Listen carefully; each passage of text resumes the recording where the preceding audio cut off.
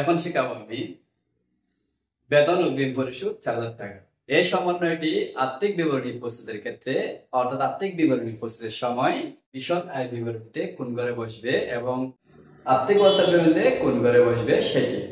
তাহলে আমরা জানি বেতন হচ্ছে খরচ, খরচের অগ্রিম হচ্ছে সম্পদ, আর যদি খরচের অগ্রিম থাকে সেটা মূল খরচ থেকে বাদ দিতে হবে। অর্থাৎ এখানে রেমিলের মধ্যে বেতন দেওয়া আছে 24,000 টাকা, সমন্বয়ে বলা আছে বেতন অগ্রিম পরিশোধ 4,000 টাকা।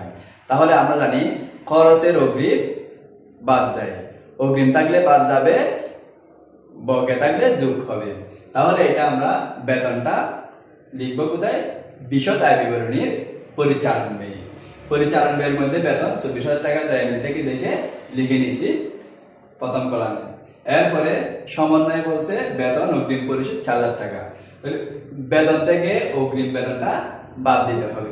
তাহলে অগ্রিম বেতন 4,000 টাকা বাদ দিয়েছি, 24,000 টাকা থেকে 4,000 টাকা বিয়োগ করে দিলে হবে 20,000 টাকা।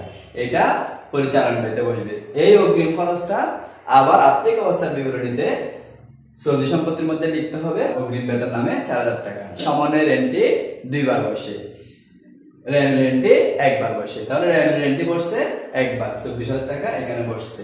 এই সমন্বয়ের এন্ট্রি দুইবার বসছে, একবার বসছে বিশদ আয় বিবরণীতে বেতন থেকে বিয়োগ গেছে, আবার বসছে আর্থিক অবস্থার বিবরণীতে চলতি সম্পত্তির করে।